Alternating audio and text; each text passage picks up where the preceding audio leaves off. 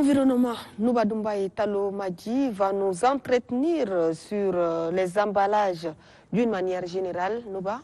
Oui. Ce matin... Et surtout imprimé. Oui, ouais. oui.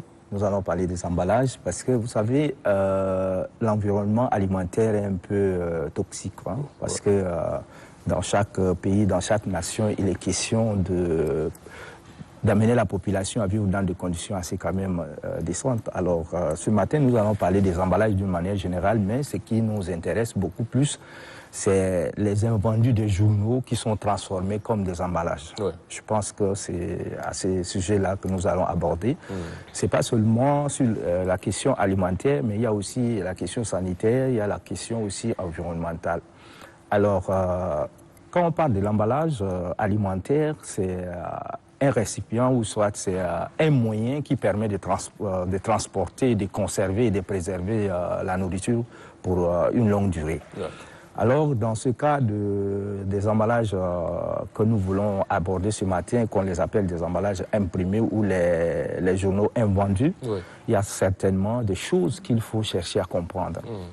Le Tchad, avec sa superficie de 1 284 000 km² et une population environ 16 millions, je crois, souffre encore des moyens de transport. Alors que dans d'autres pays, les choses ont évolué. Le Tchad devient, en ces derniers temps, surtout la capitale du Tchad, devient un dépotoir, hein, il faut le dire comme ça, des journaux qui sont déjà arrivés à la fin de leur vie dans d'autres pays, ouais. Et qui sont invendus. Donc, si vous restez sur le pont à double voie, vous regardez, c'est des gros véhicules qui amènent au Tchad ces papiers-là. On a des gens qui transportent avec les motos, on a des gens qui transportent avec des vélos et qui entrent dans la consommation des Tchadiens. Donc, ce qui fait que du coup, on fait face à une question environnementale et une question sanitaire. Et c'est des choses qu'on peut rapidement pallier à cela. Donc, ce matin, c'est de faire comprendre que ces journaux qui sont invendus ailleurs et qui ont mis du temps dans des conteneurs ou dans des magasins et qui se déplacent au Tchad constituent un risque sanitaire et alimentaire pour la population. Or, dans des pays, la ville comme N'Djamena, on doit avoir des opérateurs économiques qui peuvent nous sortir des papiers, des moyens de transport qui sont peut-être écologiques, qui sont adaptés à la réalité. Vous prenez un journal qui est invendu, qui est imprimé avec des photos, vous venez à la boutique, c'est avec ça qu'on vous donne ce qu'il y a à manger. Vous prenez, or, le temps de conserver la nourriture avec ce papier, il y a déjà les constituants toxiques qui entrent directement en contact avec l'aliment. Et vous partez, vous mangez, vous pensez que ce n'est pas grave. Vous prenez l'encre, par exemple, d'une imprimante, c'est quelque chose qui est toxique, c'est conseillé même. Que celui qui utilise beaucoup ce genre d'outils de travail doit aussi prendre beaucoup du lait pour dégager ce qui est au niveau de la poitrine. Alors, aujourd'hui, ça rentre carrément dans l'alimentation. On ne peut pas aller dans une boutique ou soit aller payer du beignet avec des papiers imprimés. Aujourd'hui, c'est constamment ce qui se passe. Les enfants viennent payer, celles qui vont les beignets n'a pas d'autre moyen pour mettre les beignets, ils prennent directement ces papiers-là, emballent les beignets et donnent aux enfants, tu retrouves que le papier est tout mouillé. Mais ce qui est toxique sur le papier est resté sur la nourriture. Il y a une contamination, il y a une migration maintenant de ces produits dans l'alimentation que la famille consomme. Aujourd'hui, les femmes n'utilisent plus les moyens comme par le passé. De la maison, elles quittent les mains vides, elles disent je vais au marché. Arrivée au marché, elle paye tout ce qui est plastique au marché pour emballer la nourriture et amener à la maison. Et tous les plastiques ne sont pas conseillés pour l'emballage de certaines nourritures. Il va falloir... on assiste à cela à cause de l'interdiction des plastiques. Avant, c'était les LEDA, c'était les plastiques là qui servaient à la couverture des aliments. Depuis l'interdiction ici dans la capitale, je pense que c'est une ruée vers ces papiers, ces journaux imprimés qui arrivent. Et des fois... on est devant un fait accompli, on n'a pas le choix de refuser de prendre ces aliments. On sait pertinemment que c'est pas bien, mais la population est comme ça, en train d'accepter de ce... Mais parfois, il faut dire que les plastiques qui sont interdits n'ont pas été contrôlés, effectivement, aussi. On ne sait pas qu'est-ce que ça contient, ces plastiques-là. Donc, même si on utilisait par le passé ces plastiques pour emballer ce qui est alimentaire, je pense qu'il y a toujours le risque. L'interdiction de cela ne doit pas être une occasion de se tourner vers ces papiers-là. Ouais. Je pense qu'il va falloir que l'administration prenne ses responsabilités.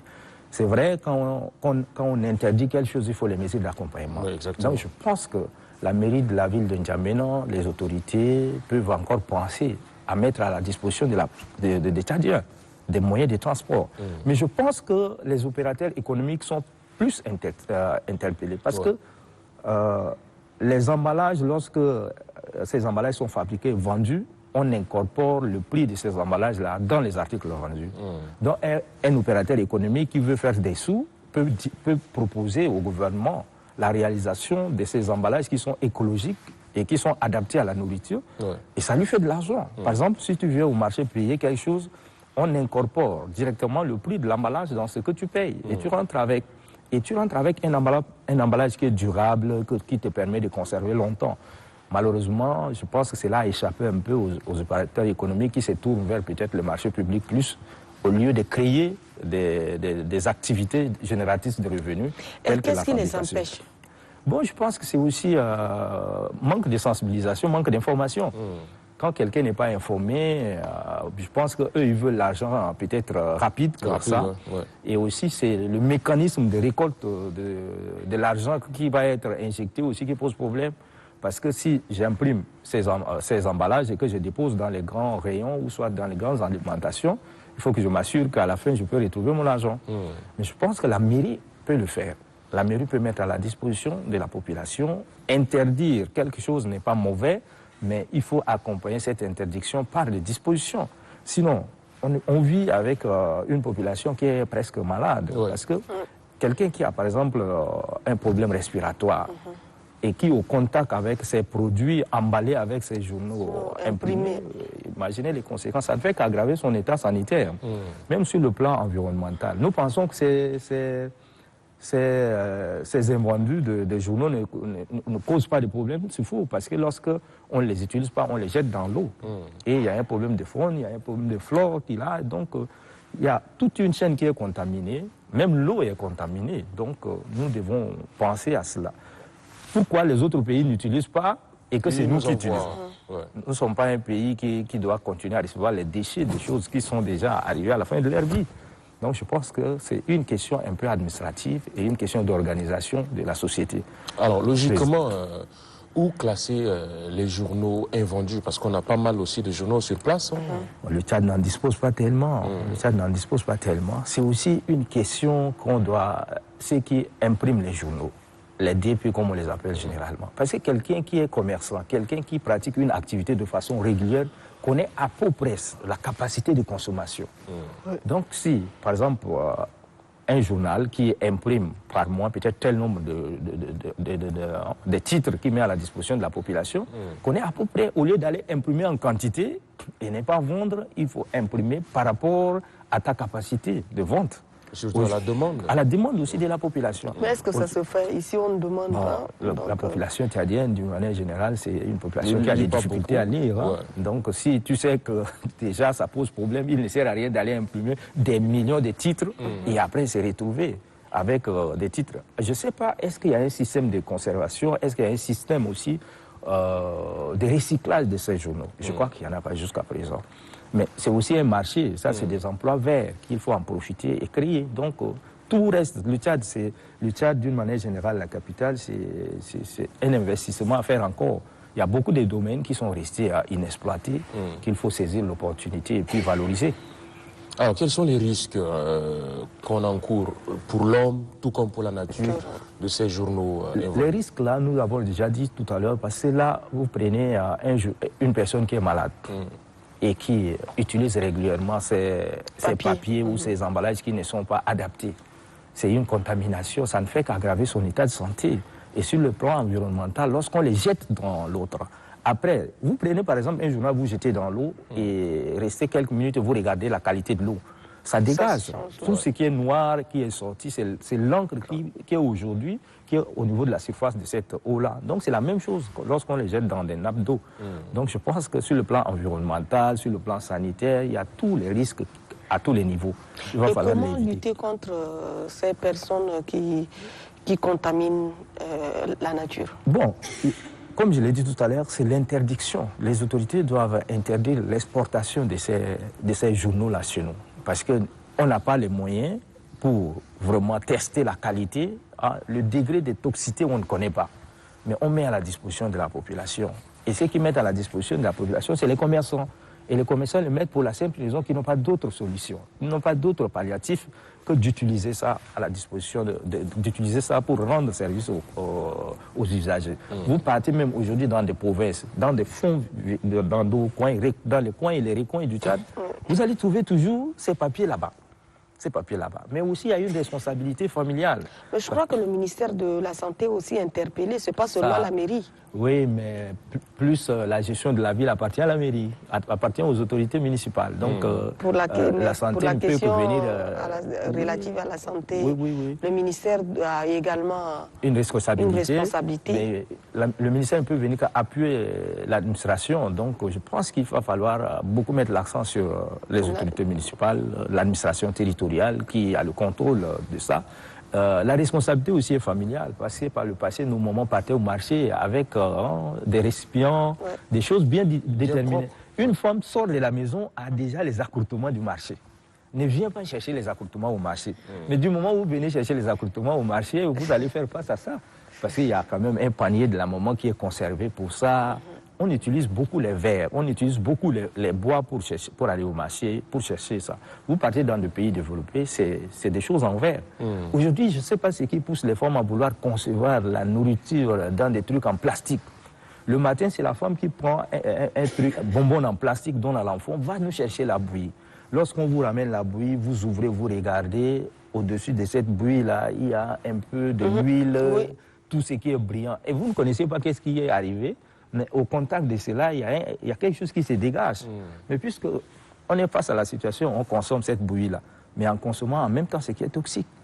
Quelqu'un qui va aller payer de l'eau de 50 francs pour boire, est-ce que l'emballage de cette eau-là est testé? Même pas. Et moi, généralement, quand je prends pour boire, je sens qu'il y a quelque chose. Il y a l'odeur même de la chose dedans. Donc tout ça, c'est des choses qu'on doit régler. Donc l'environnement sanitaire, l'environnement humain a un coût aujourd'hui pour la simple raison que le service de contrôle, les services de qualité ne se mettent pas ensemble pour interdire certaines pratiques qui aujourd'hui constituent un danger pour la population. On parle aussi du bisphénol A, c'est quoi? Voilà, c'est un élément toxique très important dans la contamination. Parce que quand vous utilisez cela, les scientifiques disent que ça a une action très forte, d'abord sur la fertilité. Et il y a aussi des déformations des hormones. Donc, la stérilité est aussi masculine comme féminine en même temps. Donc, c'est un produit très, très, très toxique, mais qui se retrouve finalement dans des différents emballages que nous parlons, mais qu'on n'a pas la capacité aujourd'hui d'identifier, puisque nous n'avons pas les moyens. Aujourd'hui, le Tchad en fabrique beaucoup de choses. Vous partez à Facha, des usines nous fabriquent beaucoup de choses. Mais est-ce que le service de contrôle de qualité est là pour identifier cela? Je conseille vivement aux femmes de ne pas utiliser les bonbons là pour conserver le repas pour leur mari, pour dire que non, ça va être chaud quand mon patron va rentrer. Non, c'est chaud, mais ce qui est en contact avec la sauce, la nourriture que vous réservez à votre mari, vous ne connaissez pas. Utilisez surtout les choses en fer. Utilisez les choses en bois pour conserver la nourriture. Mais n'utilisez vraiment pas les choses en plastique pour conserver la nourriture. Parce que tout ce qui est plastique, au contact de la nourriture, il y a une migration. Il y a une migration de ce qui est toxique. Nous avons un conseil à donner à tous nos téléspectateurs par rapport aux emballages imprimés.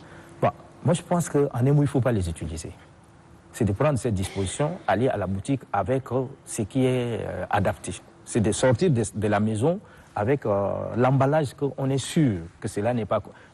Est-ce que c'est une honte de prendre une tasse à la maison, aller payer quelque chose à la boutique? Je pense que ce n'est pas une honte. Mais aujourd'hui... Ça doit être inculqué dans les cultures maintenant. Oui, nos sœurs pensent que c'est une honte de prendre une tasse comme nos mamans faisaient hier, aller payer quelque chose à la boutique ou soit aller au marché avec une tasse en main. Mais elles préfèrent aller payer les plastiques au marché, payer la viande, mettre... D'ailleurs, ce qui est marrant, la viande, on met encore dans les plastiques imprimés. prend un grand journal imprimé avec des photos. Alors, il met la viande dessus. Pendant tout le temps, même arrivé à la maison, si tu regardes de près la viande, déjà, tu as l'encre noire là qui est sur la viande. Mais on dit non, on va encore cuire, cela, ça va aller. Vous avez quelle capacité d'éliminer certaines contaminations? Olive fait ça aussi souvent. Je pense qu'il faut juste ne pas utiliser ces journaux imprimés. Il faut que les autorités prennent les dispositions pour interdire cela. Si le Nigeria et le Cameroun n'ont pas la possibilité d'utiliser ça chez eux, je pense qu'il ne faut pas que c'est chez nous qu'on puisse déposer cela. C'est pas normal parce que le pays n'est pas un dépotoir. D'accord. Merci infiniment Nova Doumbay Talo Madi pour ces informations et surtout cette forte sensibilisation quant à l'utilisation des emballages imprimés, les journaux. N'acceptez pas ça. Allez dans les boutiques, allez dans les marchés avec vos propres emballages depuis la maison, bien propres. C'est très important pour la santé.